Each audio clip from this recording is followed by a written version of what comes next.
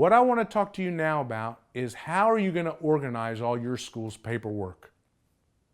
It's essential that you have and maintain an organized filing system for your live school. What does that mean?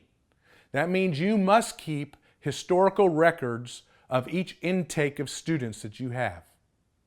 Okay?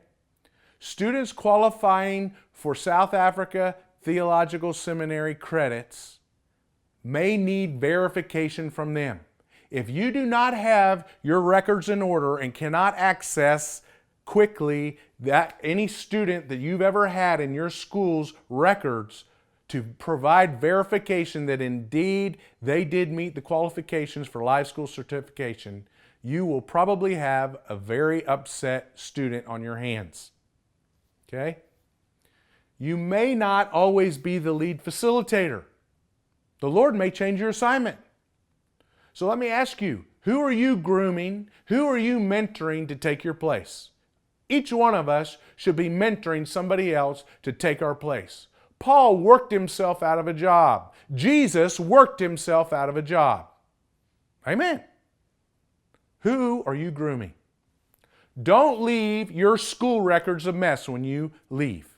Make sure you have everything in order. We do things at Live School with a spirit of excellence. Okay? So you must keep historical records for each intake. Well, how do you maintain an orderly filing system for your live school? How can you keep them in order? Let me just say, you don't have to, it's not an expensive and it doesn't have to be a difficult thing to do to keep your live school records in order. You can keep all the records of your intake in something as simple as a sturdy box. Now I have here a plastic box. You may have a cardboard box, but you could put, 50 different intakes of students. Here's one intake's worth of files. You could put a whole bunch of them in one box. That could be the whole filing system for your live school. Okay? So each intake needs a complete set of records that should be stored together. You can put them in a sealed folder or something like this. So this would be one intake. Okay? And inside the intake, you have all the different folders for that intake. It would have the files for every student in it. Okay? So you have a file for Bob Coleman. You have a file for Susie Bopalou. You've got all kinds of different, every student in that signed up for that intake, you need to have a file that's complete with their records in it. What else do you need in that folder for that intake? You need to have the intake's complete schedule. Now, the schedule is a form that you are going to fill out. It's actually a blank form that's in your manual, okay? And you are going to put that, for every intake, you're going to have your pre-planned schedule is going to be in your intake, okay? Your intake outreach plans and results will be in there. So you'll have one for your schedule, you'll have one for the outreach, okay? You're going to have another folder in there with all the finances are going to be in that folder, okay? Then you're going to have another folder that has all the live school forms in it that you fill out, a copy of them. So you have a historical record of everything that happens in that school. You will have another form that actually has the homework and attendance records in the intake in that folder. Okay? So you can look at it at a glance. All right? You're going to have another folder that has detailed, unique testimonies of that intake. There's going to be a day when you're going to want to bring all your alumni together and you can share some of these testimonies. If you don't have a record of them, you will forget them. Okay? So make sure you keep that in a separate folder. Finally, and what I started with, is you're going to want to have one folder for each student. Now, what is going to be in the student's folder? To have a complete record for a student, what should be in that folder? Number one, you want the student application in it that you are going to use when you recruit the students. Number 2, you're going to have the list of 5 prayer partners or intercessors that with their contact information that student has recruited to support them in prayer. Okay? That actually should be on the student application. You should include it on the student application. But in case it's not, make sure you have a list of those. Number 3, you need to have the registration slip that comes from the registration form that we will go over in a little bit. Number 4, you need to have the student's financial accounting in that file. So you can open up and find Sister Bopalu's file. And in her file, it has all her finances to show she's paid up to date. Everything is in order, okay? The next one will be for student attendance record. There's a form that we will go over that has, it's a 1-page form that has both, it covers both the attendance and the homework. So you can fit 12 people, track 12 people for 1 month on 1 page.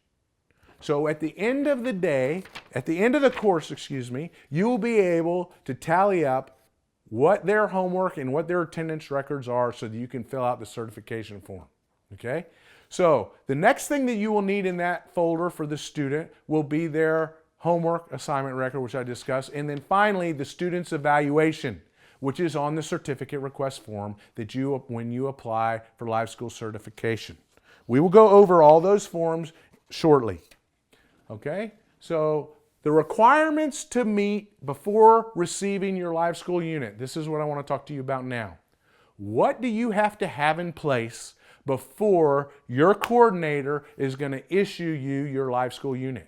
When you get done with this facilitator training, chances are you will not be leaving with a Live School unit. What? Why? Well, the reason is because we don't want Live School units that have a high value sitting on some pastor's desk and not being used. And so in order to keep that from happening, we require that, first of all, you recruit your students. So when you get done with the facilitator training, you are going to go and recruit students. That means for every student you recruit, you are trying to recruit students and you have them fill out a student application.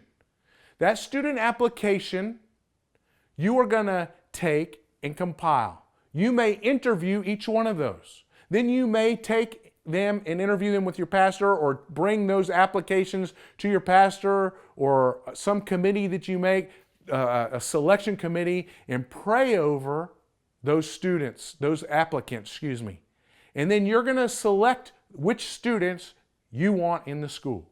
Not everybody is supposed to be a Live School student. Jesus did not pick everybody to be his 12 disciples. Okay? You get in the picture. All right? Now, let me just say, we do not have a Live School form to be your student application, but you need to create one.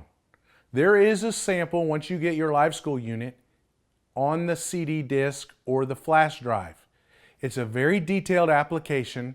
You probably won't need something quite so thorough, but you may look at it and modify it for your use. You may already have an application that you use for other things that you can adapt for Live School. But the main point is that a student must be recruited, and you should have a student application for everybody who applies for the school. Okay? So, those students whom you accept, they will actually have to register for the school. There is an intake, registration, and delivery form that your Live School coordinator will get before you receive your Live School unit. Okay? On that form, it's going to talk to you about make sure you have a reliable source of electricity. Usually, in some places of the world, that means you'll have to have a generator or a solar panel. Okay? It's going to make sure you have a television or some way to view the Live School. Okay? If you don't have these things, you're obviously not going to get a Live School unit because you don't have a way to run the school. Okay? So you'll have to have your students recruited. You'll have to turn in that intake registration form that shows that you have a television and a reliable source of electricity. You'll need to also have your fully planned schedule. Okay? In the facilitator training, you are doing a mock schedule, hopefully very close to what you'll actually run for your intake. But you need to plan a schedule for every intake. Okay? But before you start your school and before you do your first intake, you must show your coordinator that you actually have a complete, full, planned schedule administration. Okay? Let me just say on the intake registration form, beyond the first intake, you need to turn that form in within 1 week of the school starting, of that intake starting. So on the first intake, before you get your live school unit, you've recruited your students. On the second intake and subsequent intakes, you've recruited your students, started your school. You can only add students for up to 1 week. And then you have to turn in your intake registration form, and nobody else can be a student until the next intake. Okay? You need to understand that. Now, you're going to have your intake registration form. You're going to have electricity. You're going to have a television. You're going to have your schedule. You're going to have to be up to date on your financial commitment that you agreed upon, typically at this facilitator training. Okay? And you will need to have a down payment ready at the end of this facilitator training when you sign the agreement. And by all means, before you receive the Live School unit. Everybody must contribute something to use Live School. We believe in the treasure principle, which I will talk to you more about, that basically says that Jesus taught, where your treasure is, there your heart is also. We talked about worship, and worship being value. What you place value on, you worship. Things you don't place value on, they go by the side. So we want to make sure not that you worship the Live School unit, but that you are placing a measure of value on it. Okay? So even if you're in a poor area that cannot afford a lot of money, we still require you to contribute something because we believe in the treasure principle. Okay? In actual fact, let me just say, the first 10 schools that I started in the region that I currently work in, 8 of the 10 schools succeeded and 2 of them failed. The only 2 schools that failed were the 2 schools that did not collect their tuition from their students up front at the beginning of the month. Interesting. The treasure principle at work. Okay? So you must be up to date on your financial commitment. So when you have all these things in order, then the Live School coordinator will give you the Live School unit. He will place the date and the serial number of the unit he gives you on the registration, intake, and delivery form. And in exchange for that has the list of all your students, he will give you the Live School unit, and you will go back and begin your class, your first intake. Okay? Concerning Live School forms, let me just say, Live School reporting is minimal, but is absolutely necessary and required. Okay? Number 1, it's required for Live School certification and to receive credits with South African Theological Seminary. SATS actually considers that Live School certificate as proof that you have met the requirements for them to give you credit toward continuing education with them. Number 2, it's one way for us to be able to stay connected with you. It's very important to us to walk with you because we want to see your school succeed. Okay? We are not just here wanting to throw a school on the ground. We are here to assist you and to help you. Okay? Number 3, it helps us evaluate if we're meeting our goals and targets, if we're accomplishing our vision. These reports that you're filling out help us in that regard. Number 4, It also helps us evaluate your live school. It reveals to us where you may be having a problem, where we can come and help. I have some schools that actually have quit in my region because they did not communicate properly with reporting to us. And all we needed to do was give them literally a 30-second answer. It would have cleared the whole thing. Meanwhile, we have an entire school that's not functioning as a result. Okay? Lastly, you filling out and doing your administration properly and filling out the proper reporting enables us to report back to the sponsors and those who support what you are doing. Okay? If you are not paying full price for the school and are using a sponsor, and we're finding a sponsor for you, that sponsor is entering into your work and they have a right to understand what's going on in the field. You have an obligation to communicate to us so that we can share with them what is going on with your school. Okay? So make sure that you understand why you need to fill out these forms. Once you have finished the facilitator training, the only live school forms that you will be required to give to the live school coordinator for each intake are the intake registration and delivery form and the certificate request and evaluation. 2 forms, okay? However, there are a couple other forms or a couple other templates that you will use to help your live school go easy. We want to assist you and walk you through running the live school properly. We have actually done live school long enough to know what works and what doesn't. So we want you to trust this process, okay? There are 3 other forms or templates that will be completed in this training before you leave, okay? That must be completed. And we're going to discuss those. But aside from those just 2 forms that are required once you start your school for each intake, there are 2 other reportings that will need to take place. That will be a quarterly update that you need to give the live school coordinator, but you will set that up with the live school coordinator. It is not a specific live school form.